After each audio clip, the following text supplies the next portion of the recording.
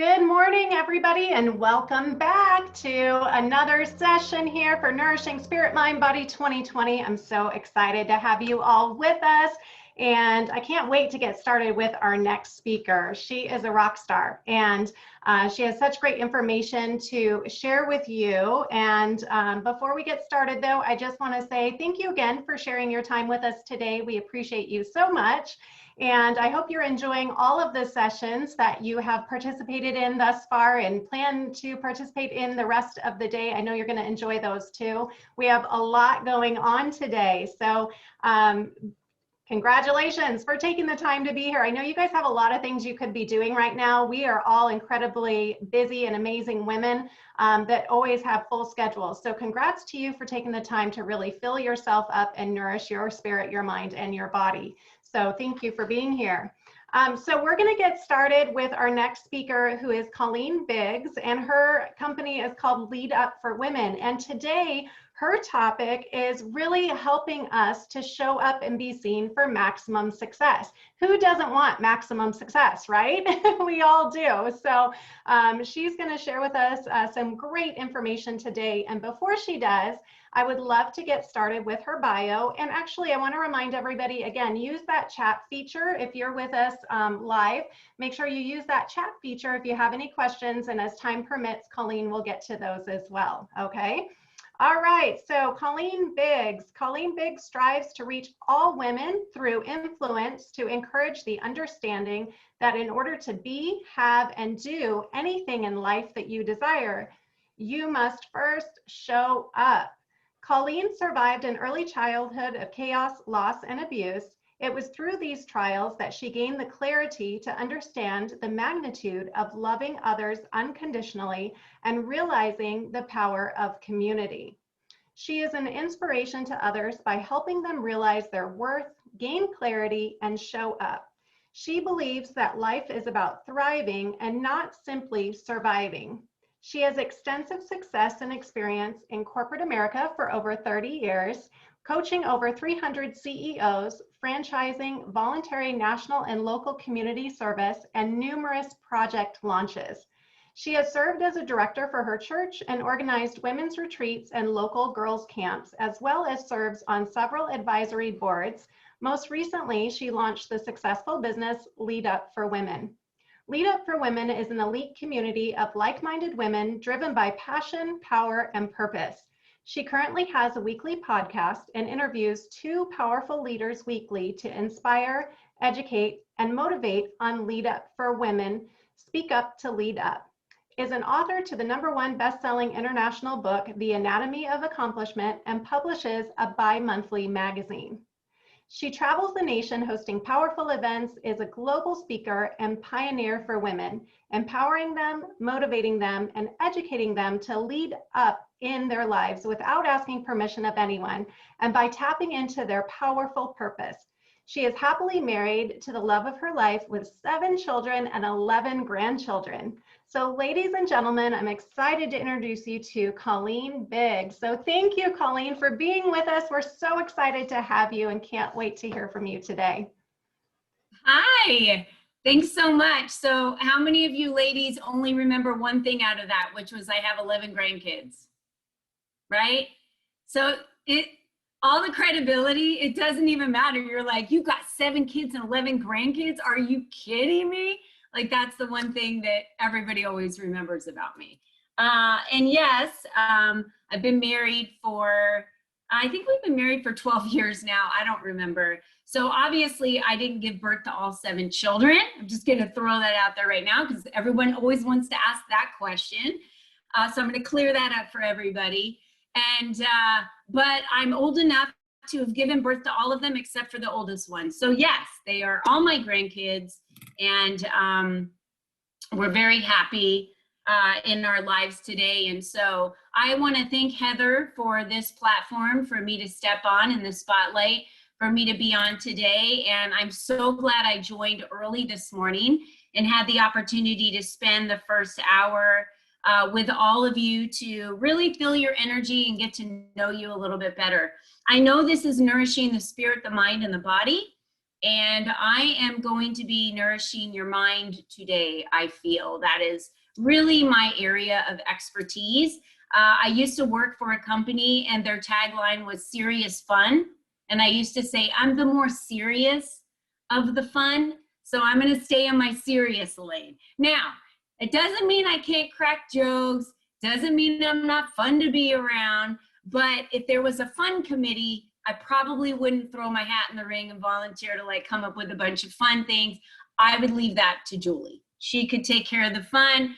I would take care of the logistics, right? So we all have our lane, and that's why I'm sharing that, because I believe in God and I don't hide behind anything to say, you know, I know people get really weird when you talk about religion or politics.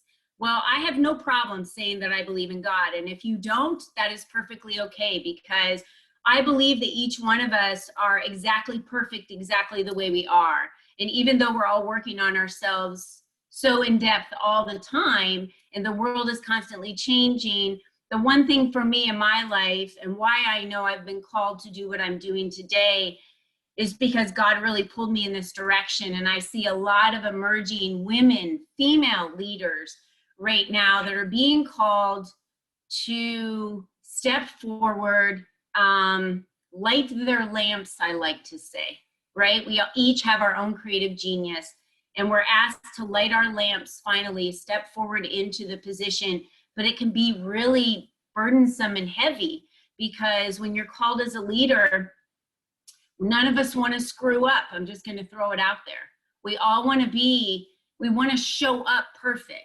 Well, I'm going to be here to squash all that today for you, because you don't need to show up perfect. You just have to show up, and you show up as you.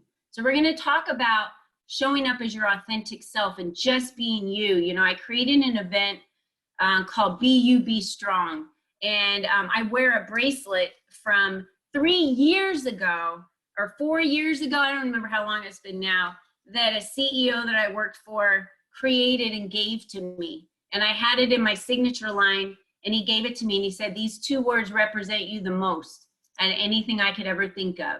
And he's right, because I don't apologize for being me, and I don't apologize for the strength I bring in my life, the strength I bring to my vulnerability, because vulnerability is not weakness.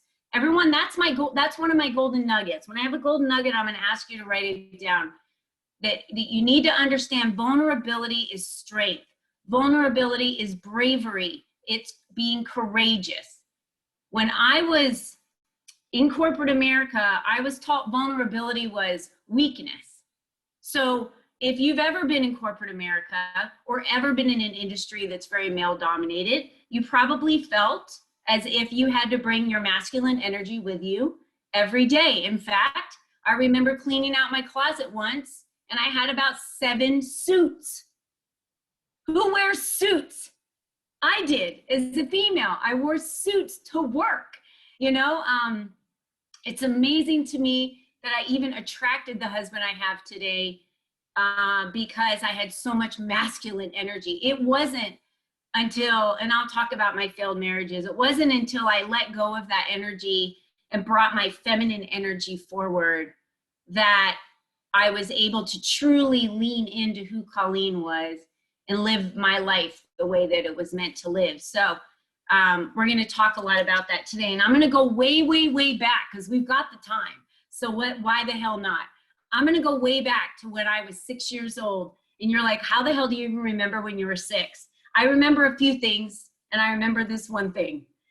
So it was remember back in school when kids used to go to this place called school, and it was like a building, and they used to go and learn and all that fun stuff. Well, this was way back in like the 70s. And I was at an elementary school assembly. Remember when we all used to come outside and there'd be an assembly and we'd all gather on the, grass or wherever it was, or inside of an auditorium.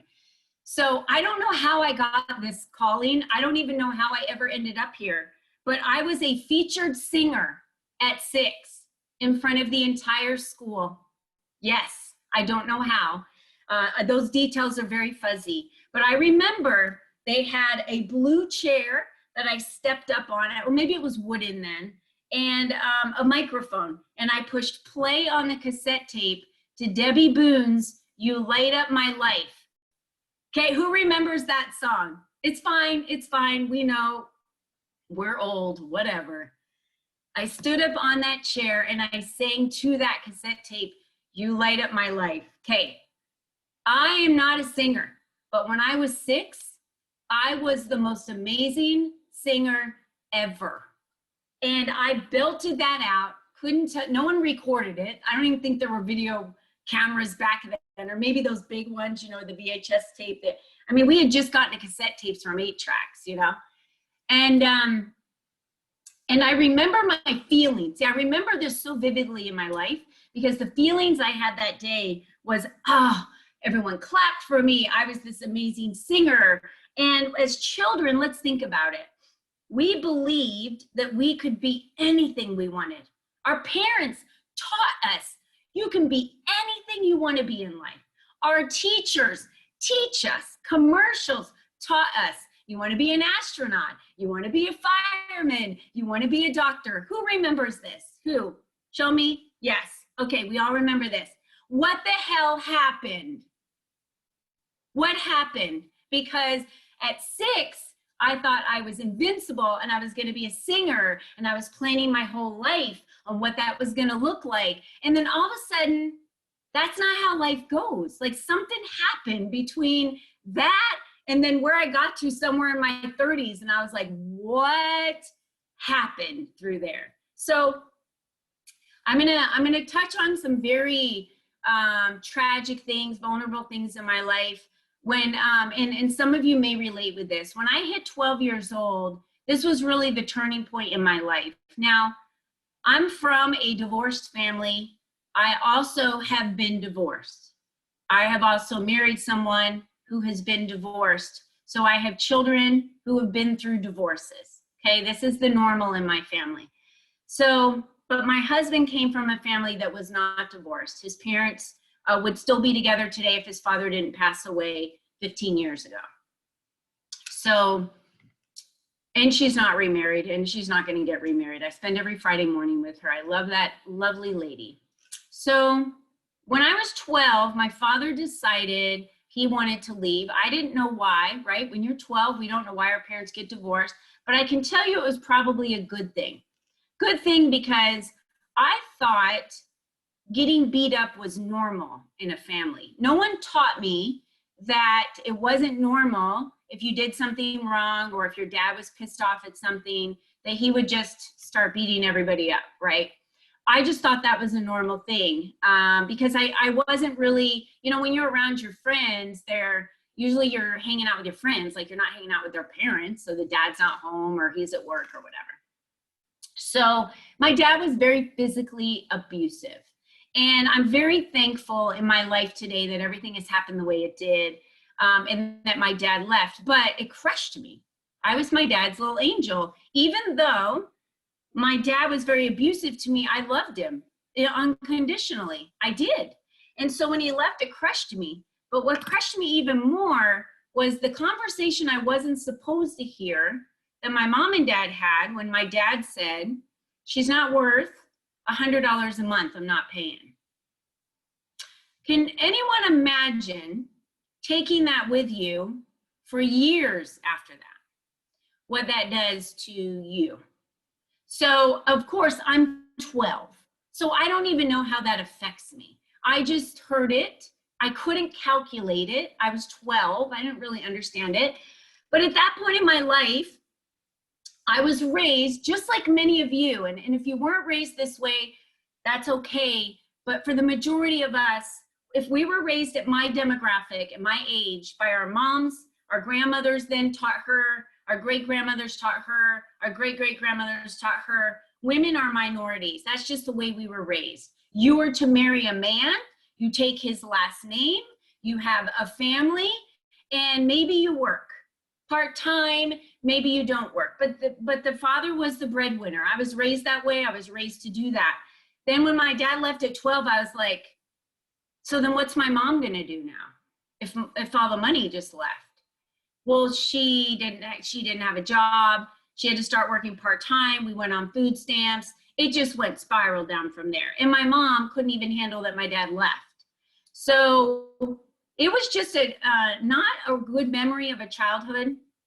I'm not trying to bring you all down here. I swear I'm getting to a point, but you know, I remember 17 leaving my house, and from 12 on, I just remember my brother got shipped to my dad because my mom couldn't handle him. My sister became a hermit in her room, and my mother just retreated from everything. So I just kind of raised myself at that point from 12 to 17, and I was like, I'm getting the hell out of here. Like, that's all I wanted to do. So you can imagine I'm pretty messed up. I'm just going to say I'm pretty messed up at that point, right? But I didn't realize it, nor did I think I was. Just thought I was a regular girl trying to figure out my life. So moving on, I get married. I literally get married at 19. I want my last name to be changed. I don't want my dad's last name anymore. I wind up getting pregnant about a year and a half later. We have a baby. Of course, I married someone that has issues with drugs and alcohol. Why wouldn't I? Of course, I am trying to fix everyone, just trying to get someone to love me. And it just didn't work out. You know, I thought I could change him. How many of us think we can change people constantly? I can change them. I can change them. We can't change them. And so that didn't work out. I realized when my daughter was 6 months old, hey, you know, this isn't going to work. I don't like sketchy people coming to my house. I've been to AA with you for a year. You're still not cleaning yourself up. You've got to help yourself. I can't help you anymore. So I moved on. When I got married the second time, I thought, oh my gosh, I even had like the princess dress, planned the whole wedding. This was it. I was getting married. That was just a blip in my life before. And this is going to be the it. Boy, there was a lot of reasons why I didn't stay in that marriage. And I can tell you there was one common denominator between those two marriages. What do you think it was? Right here. I was the one that divorced them both. In fact, and I share this with you because I've already been forgiven. I've already let it go. I've already dealt with the pain. And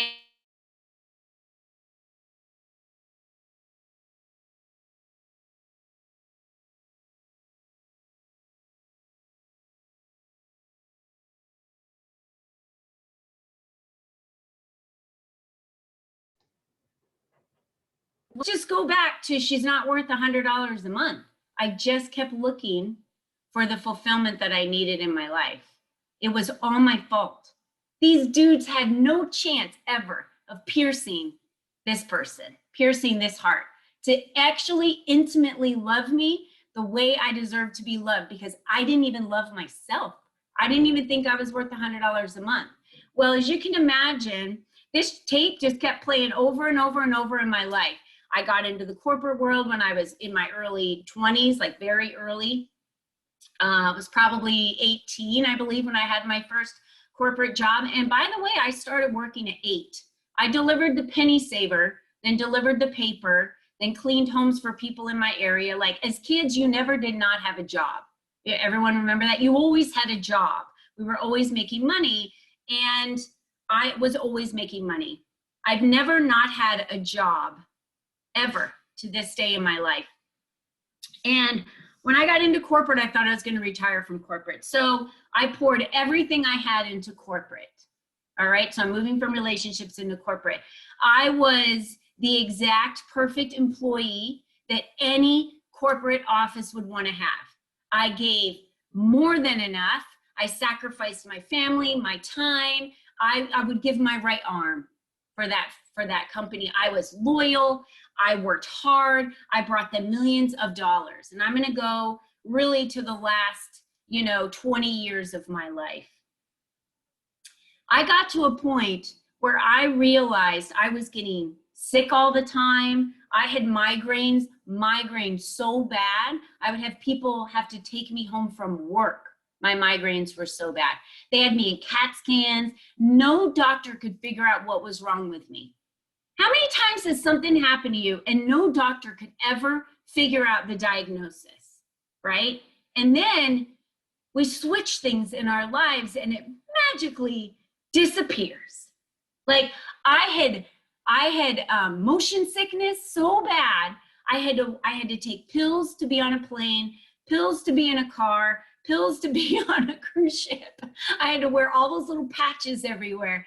I can literally go backwards on a roller coaster today and not get motion sickness. Like legit, it was all in my head. It was all in the relationship I was in. I got into another relationship. Thankfully, I didn't get married to this person. But when I realized in my life how bad my sicknesses were getting, I started turning to health for me. I started turning to working on running and marathons, half marathons, right? So, you know, when they say you give up one addiction and then you replace it with another, right? Well, that's kind of what I would just keep doing. And I did it through fitness. So I would run, and then later on, I became a black belt in Taekwondo and competed in that sport, which was super fun. But that was really that point was after when I started doing things for me. So I remember I was 34 years old, or 34, something like that. And my daughter, I said to her, I'm just, I'm so unhappy. I can't figure this out. I don't know why I keep doing this to myself. And she looked at me and she said, I don't know why you just don't. My daughter said this, and this is so bad to say this out loud, but it really happened to me. And I didn't chastise for her because it changed my life. She said, why don't you just grow some balls and make a decision?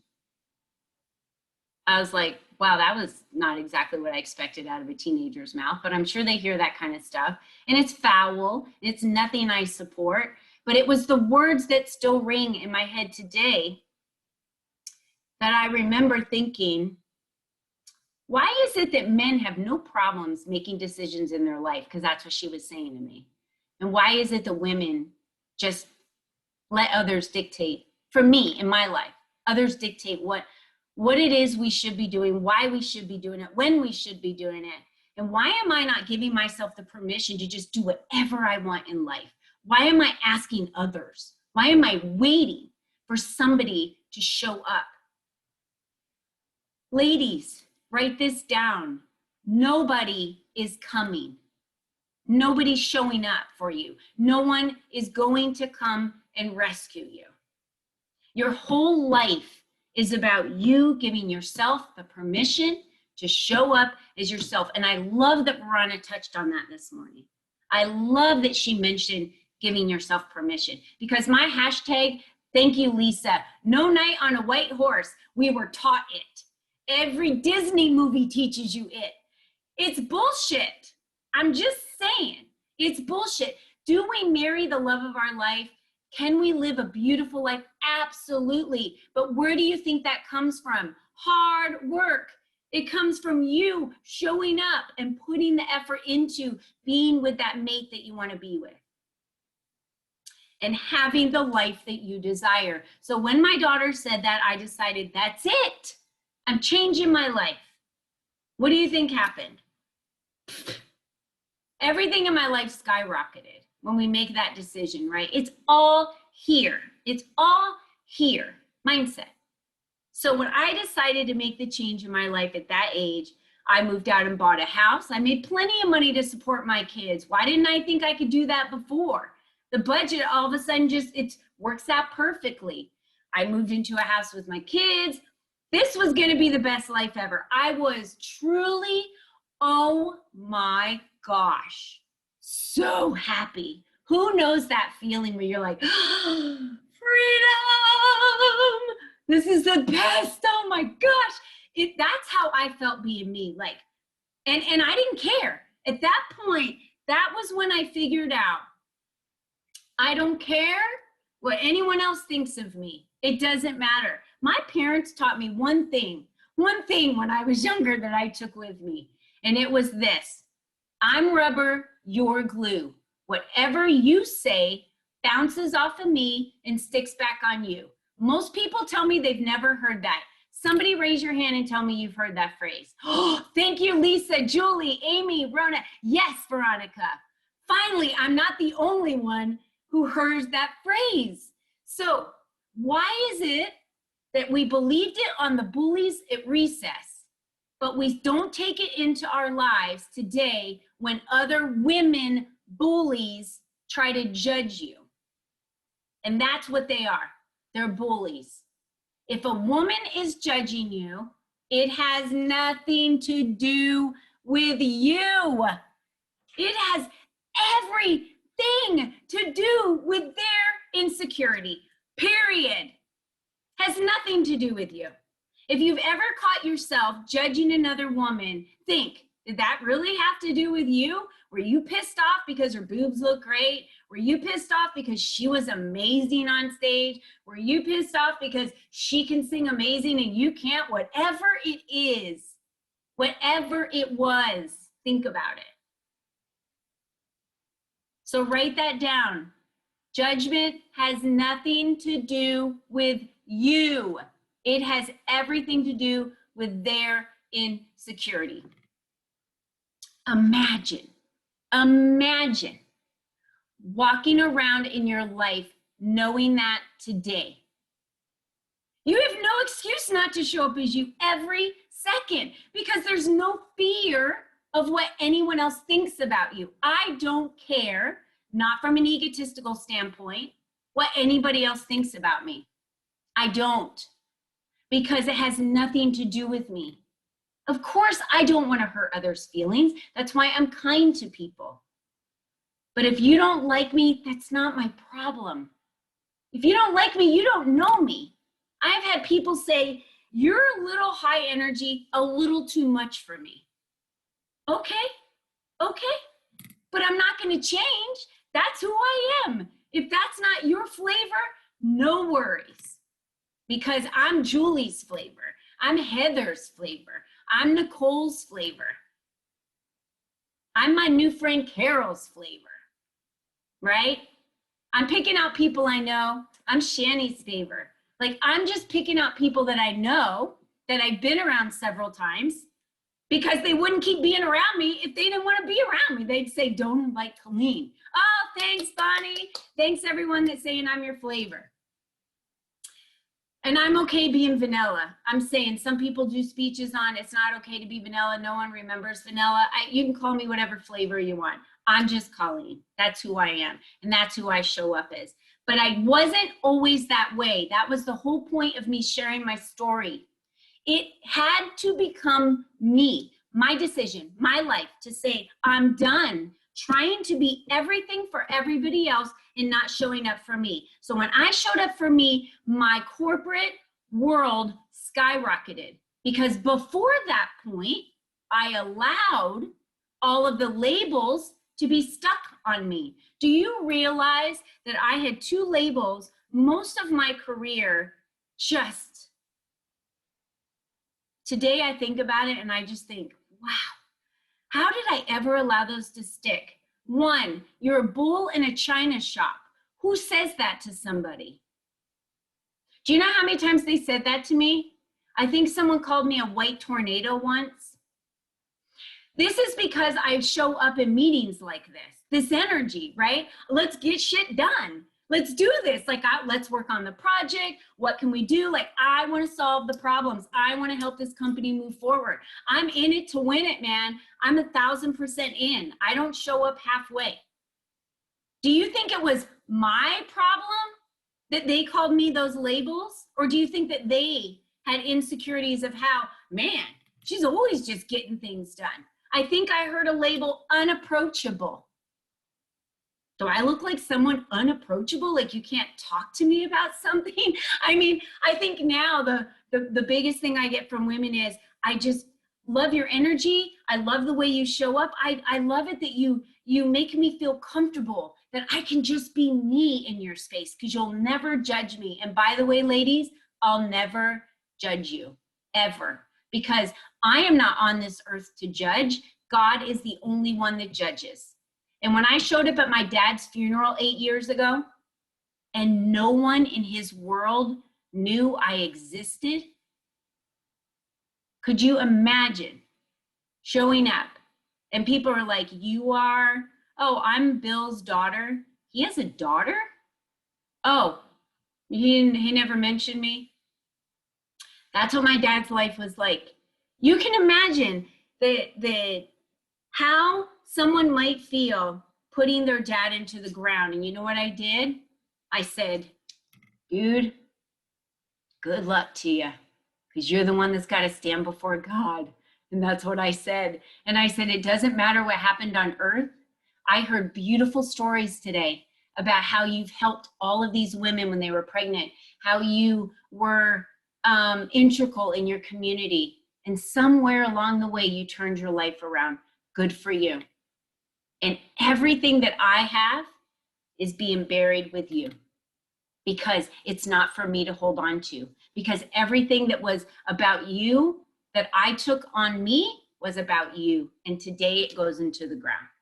So, lesson number 1, stop carrying around labels, insecurities, and issues that you have with other people or that other people have with you. It's heavy baggage, and you have to let go of it. You'll never be able to show up for you in your life if you're consistently carrying around a suitcase full of crap from your past. Now, I spoke with Carol this morning when we got in our groups, and I got very emotional from her story. I don't know why. I was very emotional this morning when I showed up on this call. I have no idea why. But God was telling me, you need to show up this way this morning, and that's how I showed up.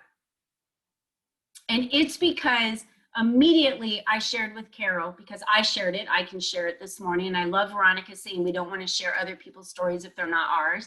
This is my story. We're never done working on it. And even though you've unpacked it, you've let go of it, it doesn't affect you in your daily life, and it's gone, sometimes it shows up in a different form. And that's okay. We're going to work through it. So I'm going to give you a little tip of how I work through my fears. Who shows up someday like, okay, this is my day. This might not be everybody else's day. I don't wake up and go, yes, I love this day. Today is gonna be amazing. And jump out of bed and shower and get here and get on all my Zoom calls and then just hum through the day. And everything's amazing. That's just not how. Now, if I woke up in Bali, that would be how I woke up that day. Now, because I love vacations, I love beaches, I love those things, because we feel free to just be at the beach and nourish our souls, right? But we don't do it that as often as we need to. That's why I love that Heather's doing this beautiful event for us to be here and spend this time working on ourselves. We wake up and we're like, oh, what's on my calendar for today? What do I have going? Okay, a break. Man, I gotta go 6 hours straight on Zoom. Whew! Gotta get myself in the mindset for this one, right? Like, I don't think we all wake up. Now, some of us might, and if you do, freaking props to you. I just don't. I have to get my mind straight every day. So I do 2 things every morning. I write down what I'm grateful for, 10 things every day that I'm grateful for. It's not hard to think of 10 things that you're grateful for every morning. And by the way, you cannot be in a negative headspace when you are only accessing the things in your mind that you are grateful for. So I write down 10 things that I'm grateful for every day. And the next thing I do is go through I am. I am enough. I am awesome. I am exactly where I'm supposed to be in my life because this is my plan. I am wonderful. I am a leader. I'm inspirational. And Nicole, show up exactly who you are in any group you're in every single time, no matter what. Because what anybody else thinks, it doesn't matter. Ever. So never shrink back small in wherever you show up because you're afraid of what anybody else thinks. It doesn't matter how you come off. If you're shrinking back in life and you feel like you haven't reached your peak potential and you haven't reached the level at which you know you're able to be at, why? What are you waiting for? Because when you're not afraid to show up as you, because it doesn't matter what anybody else thinks, then you give yourself permission to be you all the time, everywhere, in every situation. And here's the best part. Most of us are mothers, aren't we? And if you're not, you're a sister, maybe you're a daughter, maybe you're a best friend. When you show up as you, you automatically give those around you permission to do the same. And can you imagine, like, I think back when my kids were younger, if I could just show up as me, I would give them the permission to show up as them. But instead, I couldn't show up as me because I had too much stuff going on. I just didn't figure it out.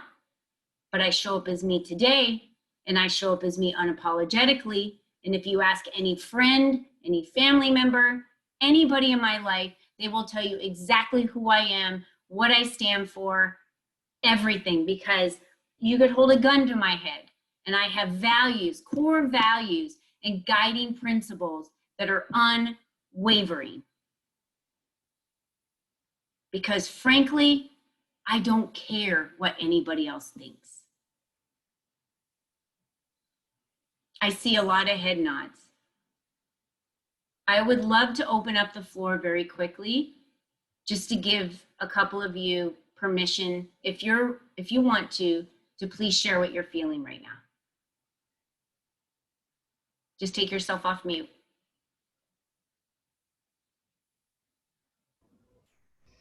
You're preaching it, Colleen. I love it. I love how you are giving us permission to play full out. Truly love that. Go ahead, Lisa.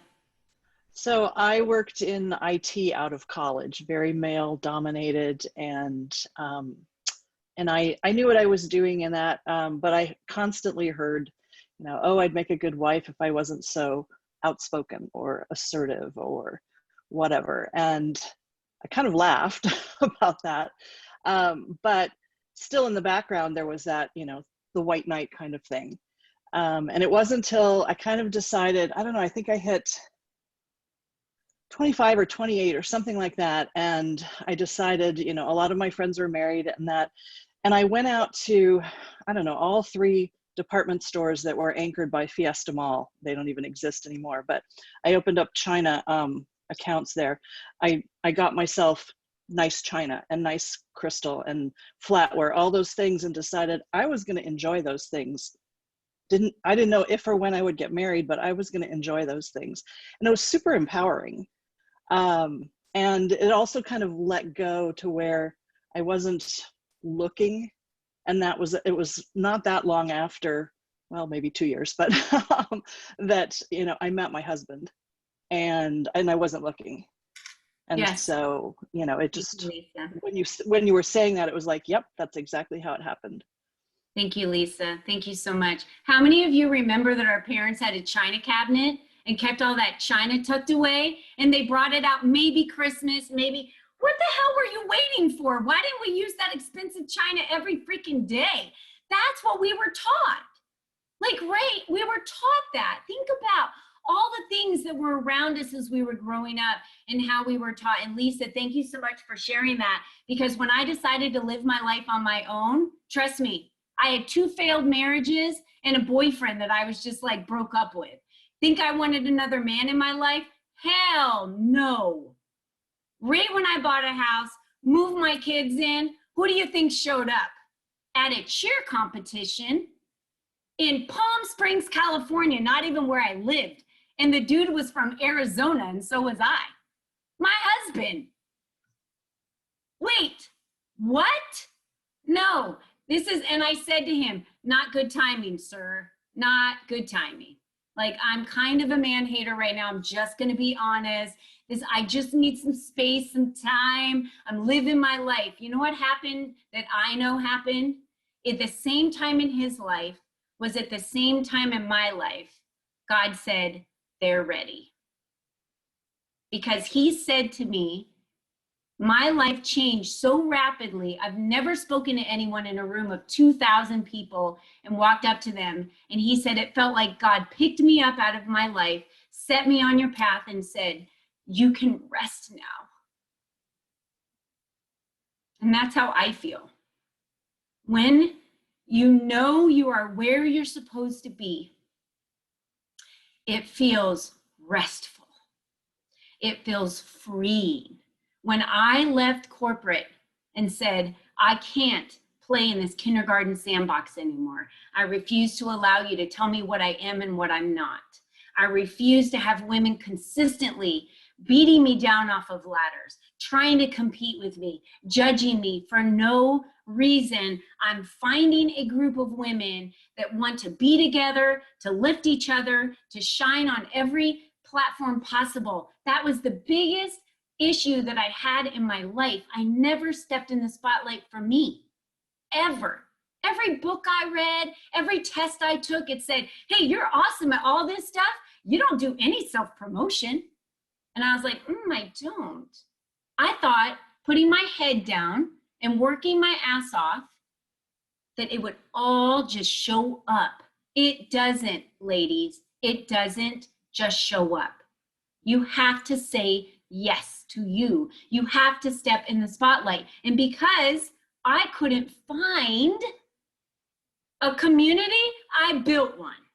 I said, well, screw it. I want to be surrounded by women that like me, that like each other, that want to help other women, that truly want to lift other women and be there to take action, that want to thrive together. Another label I was given was, man, Colleen, you're a survivor. You've been through hell and back with your relationships, with your early childhood. I'm like, I'm a survivor. I went through life like, I'm a survivor. I used to sing the songs. And then I was like, wait a minute.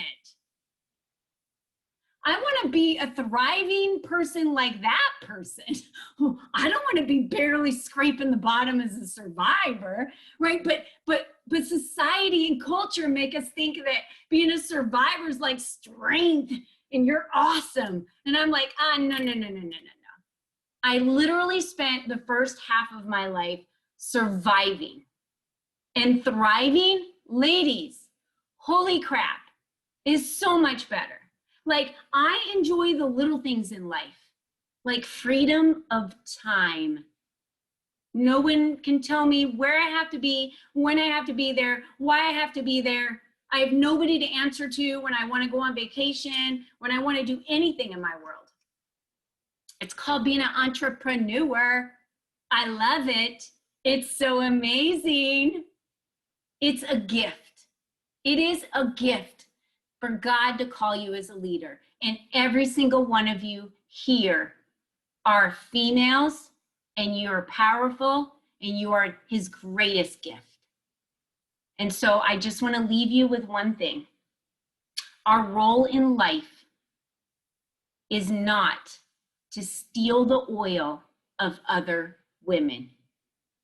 Our goal in life is to light our lamps bright so the women in the shadows can see you, can follow you, can be inspired, educated, and motivated by you.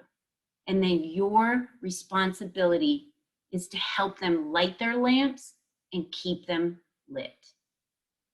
That's why we're here. It's just a simple task. So I want to thank you so much for allowing me the opportunity to be present. I'm honored that Heather asked me to be here today, and I'm blessed. I'm thankful. Thank you, Heather. Wow, thank you, Colleen.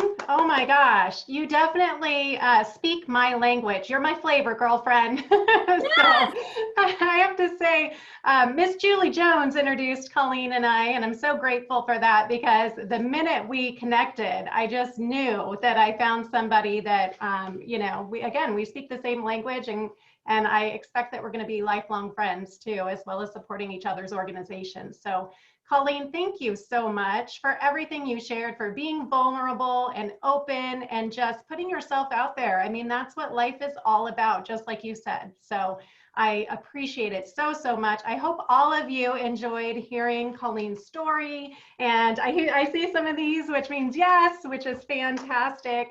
So thank you. Thank you for sharing. And I just want to remind everybody, so we have more incredible sessions today, ongoing, of course. So I encourage you to please join us for those. I know that you'll enjoy them, just like I'm sure you did this one. And a couple things I'd like you to be aware of before we go on to our next break. Is, well, number one, you know what? I would love to take a group photo of all of us, because I think you all look amazing out there. So if we can do that real quick, just humor me with that. So I'm going to ask you guys to smile or wave, whatever you want to do, how you want to show up in this photo. And we will do that in 1, 2, 3. All right, fantastic. Thank you. How fun. I love that. I love that we're capturing these great memories and moments too. And I hope you guys will, you know, those that have our VIP package and have the recordings coming to you post-conference, I hope you will go back and re-listen to these. They're great refreshers, whether it's, you know, pretty quick after the conference or even down the road. So you can download them so that you have them whenever you'd like to view them. But this information is something that we can, you know, use over and over and over again as great reminders to keep showing up, keep being seen. So I encourage you to definitely do that, okay? So a couple things for our next session. So our next session is going to be at 11 o'clock, and that's with Miss Carrie Conley, who is on the screen as well. We're so excited to hear from Carrie. She is a vision expert, incredible speaker, author, all of that good stuff. And she's going to be talking to us today about creating a powerful vision and setting healthy boundaries as well. So make sure you join us at 11 o'clock for that session. It is going to be powerful. And if you didn't already, go ahead and print out the vision worksheet that you were sent by email in your welcome packet. It looks like an ice cream cone. So you'll want to have that printed out, maybe have some colored pens, and be ready to really get clear on your vision. And Carrie's going to walk us through that. It is always a great activity and very powerful. So make sure you have that. We do have a little bit of time in this break. So I encourage you, if you haven't already prepared your lunch for our lunch and learn session that starts at noon, this is a great time to do that. The recipes that Bonnie Royal from B3 Nutrition shared with us were also attached to your welcome packet via email. So choose one of those recipes. If you didn't already prepare that, get that ready so that you can grab your lunch and join us for that powerful nutrition segment that's at noon. Okay, so just a couple reminders there. We're also going to be on our afternoon sessions today. We're going to have some fun with those breakout rooms again in between sessions, so you guys have time to connect and network, because if we were in person like we have been in the past, that's what you would be doing on breaks, is you'd be connecting and communicating and all that good stuff. So we'll have time to do that this afternoon, so be prepared for that as well. All right, so I hope you guys have an incredible break. I hope you're planning to join us for lots of sessions this afternoon, because I know you will find them very powerful and amazing. And in the meantime, have an incredible break. We look forward to seeing you at 11 o'clock. I also encourage you guys, if you're attending live, to log in about 5 minutes early so we can make sure to get you through the waiting room feature, okay? So we'll always start on time. So we look forward to seeing you just before 11 o'clock. And have a really great break. And thank you for being with us for Nourishing Spirit, Mind, Body 2020. Bye, everybody.